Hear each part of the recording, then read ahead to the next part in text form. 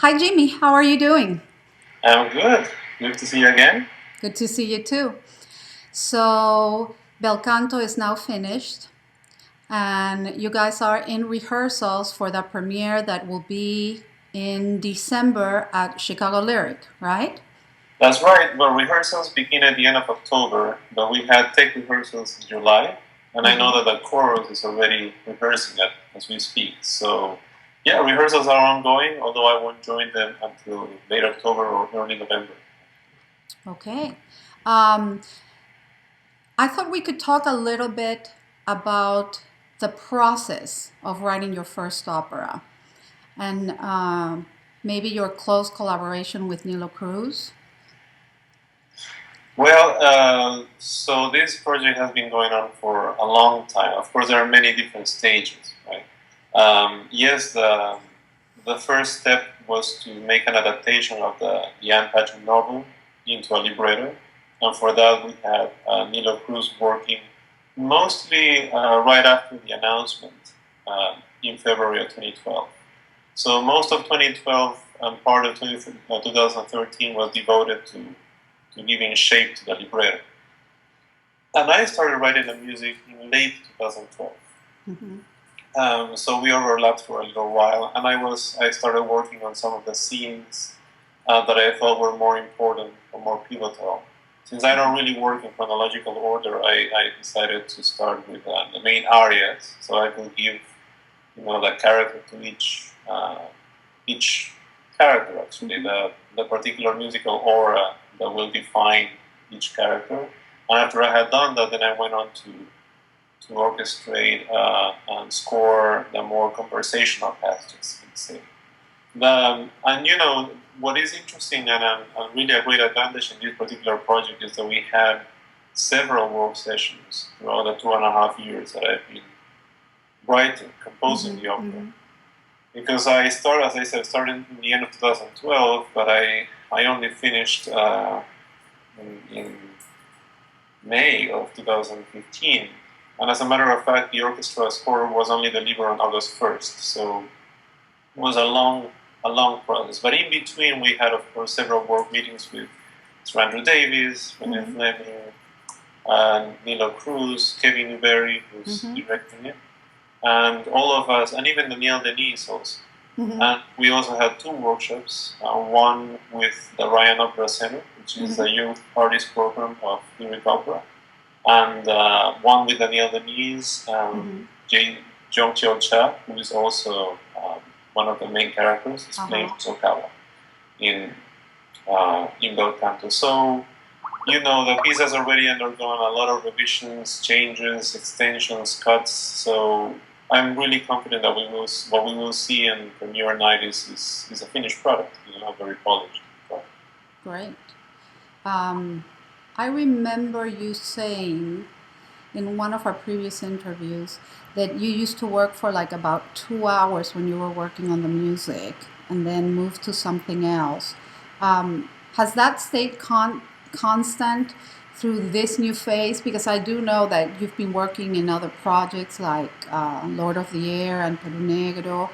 Um, do you still keep that routine of 2 hours of working, or has that changed now with this big project? Well, it really, in this particular case, since I devoted myself entirely to the Mm-hmm. opera, to Bel Canto, I really, it's a full work day. Mm-hmm. It's a Okay. full work day. And actually, the other pieces that came out in the album were completed before I started working on the album. So the Oh, last okay. piece I wrote was Lord of the Air, Uh huh. and I finished that in November of 2012. Okay. All And right. then right after, I began already working on Bel Canto. So Bel Canto I've been dedicated to it exclusively, and I really wanted to do that because it's my first opera, so Mm-hmm. the learning curve is really steep, especially considering that I hadn't written a lot of vocal music, so Mm-hmm. and the amount of languages involved. I mean, you name it, there are a lot of complexities. So I think my workday, in average, it's about a 6 hour workday. Sometimes less, depending on whether I have some office work to do as well. But yeah, it's been quite a lot. It's been more or less like showing up at the office and That's pretty delivering. intense for working with music. Yeah, it That's is pretty intense, especially when it comes to the creative side. I do try to take it on separate blocks, one in the morning and one in the afternoon. And of course, if it, sometimes it goes later into the evening, but I try not to go beyond 8:30 or 9 o'clock. So I try to keep it that way. you keep Yeah. fresh too. Um, since you have seen the workshops and they're in rehearsals right now, um, this process from taking the creative child of a composer, of a writer, to giving it birth so other people can listen, can communicate, and be part of the whole journey. Um, could you tell us a little bit about your experience regarding that? Well, actually, and that is something that will really begin now, because now that the Okay. composer has completed, the score, now that it's Mm-hmm. done, I really have to hand on the reins to Kevin Newberry, the director, and Sir Andrew Davis. So they will actually bring this to life, and I Mm-hmm. am really excited about it because I myself, this being my first opera, I haven't been through this before, so I'm looking forward to seeing what comes out of it, of course. Okay. So Kevin has asked me to be there right from the start. He Okay. wants me right from the beginning. I suppose I might, take a step back for a couple of weeks or so that they can actually work on it themselves as well. But I'll be involved in most of it. And Okay. really, at this point, what I can do as a composer is try to make my intentions as clear as possible, or whatever doesn't transpire through the printed score, just to communicate verbally to the singers and the director. Mm-hmm. So to make my intentions as clear as possible, but I also have to leave them space to work and for their own creative part to be Mm-hmm. able to flourish, because I don't want to really. This is a collaborative project, so I really have to allow them to contribute as well. And I think I've been doing that through the workshops before. Mm-hmm. And I've been opening my ears really to a lot of feedback. But Mm-hmm. now that the music is reading, of course, now I'm really interested in seeing what Kevin has come up with, in terms of how it's going to translate visually some scenes or some instrumental sections and so forth. Mm-hmm. So there is definitely a lot of room um, for interpretation, when it comes to bringing the score to the stage. I thought they were in rehearsals already, so they haven't started yet. No, rehearsals will start in the end of October, Okay.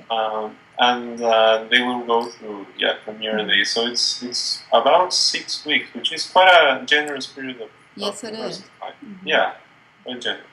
Um, do you have any favorite part? It's hard to say. I mean, I think I love the ending. That was the very last thing I wrote, on purpose, of course, because I wanted everything to come together. Mm-hmm. Uh, but I didn't start with the beginning. I started somewhere in the middle, went back and forth. But there is one scene that I'm curious to see how it comes out. It's the Mm-hmm. first scene of Act 2. There are 6 scenes in total. There are Okay. 3 scenes in the first act and 3 in the second act. Mm-hmm. So the first one of the second act is very special because it consists of a series of short vignettes, Mm-hmm. each one lasting a minute or two. Mm-hmm. And we are really trying to depict the passage of time. Okay. Because when we begin the second act, we are like 2 weeks into the crisis. Mm-hmm. And when we leave the first scene of Act 2, we're already many months into the crisis. Mm-hmm. So we've had to devise these ways of communicating, how time passes. So during the tech rehearsals, I saw a little bit of that. They're going to have some hash marks on the walls, and they're also going to have a change in lighting, from day to night, and then you have the music. Of course, is like you have the spotlight coming into separate characters, and then we have a little instrumental interludes in between. So I think it's a very virtuoso scene, and I'm looking forward to seeing what Kevin is going to do with it, because you have to highlight different characters at different places and Mm-hmm. different locations within the stage. So Mm-hmm. that's one to look. It's also the longest scene. It's about almost 40 minutes long on its own. So that's one to look for. Have they finished all the stage design, the lighting design? Yeah, the lighting. Well, so the tech rehearsals gave us a head start. Mm-hmm. The stage design is mostly completed, finished. There are perhaps some props that might change, or be added, and but the physical site has been already built, and it was tried on Lyric Opera this summer. When it comes to the projections and the lighting, we have a very good idea of what's going to happen, but we still have to go to more detail later on. So when we come back, I think the technical team will probably join the rehearsals in November, sometime in November, and that's when they're going to finalize, into detail all this. Also because there's so much you can do without the singers on stage. Right? Mm-hmm. So once you have everyone on stage, you can start really working into detail. Mm-hmm. Yeah. Going to the fact that you are the first Peruvian to compose an opera that's going to be performed abroad, and also that the teaming up with Nilo, do you see that there's a lot of expectation? How do you feel about this fact that you're representing, in a way, the Latin American community, I would say, in a very special occasion? And also maybe talk a little bit about the reception that the opera is having. Well, I think you're right. There's a lot of expectation, for sure, toward the opera. I am very confident that we will deliver, because we've put every effort into it. What I've tried to do is what I always do: give my best and try to represent the story as well as I can. And in this case, Nilo was a great choice because he served as a bridge between Ampache and myself. Ampache being American, myself being Peruvian, and then he being Cuban American, having grown in the US but born in Cuba, understanding the reality, also social political reality of Latin America. And he himself, some of his plays do talk about this as well. Mm-hmm. And one of the plays that I love of this is Two Sisters and a Piano, which has a few similarities with Bel Canto, that the whole play happens within the same house, and these two sisters who are being confined, by the military and so forth. So I think he understands that sensitive aspect. As a Peruvian, of course, I have a great responsibility because I'm telling a story that touches upon recent history, and also an episode that we are still trying to heal with in the country. What I want to say, of course, is that everything that has to do with the political situation that surrounds Bel Canto is more of a frame. Because what's interesting in the novel is really the human drama that happens in the thing. And all of this is fictional, of course, but there is basically what we're trying to concentrate is on what these unlikely relationships happen between hostages and captors. So, they were saying that we are the first Latino duo to ever write an opera for Lyric Opera Chicago. That's exciting, I suppose. There has to be a first time always, but no, I'm not particularly nervous about that fact. I'm just, I'm happy that if we can break ground for other artists to come forth and continue this work, yes, the more the better. Mm-hmm. Well, thank you, Jimmy. It's always a pleasure to talk to you.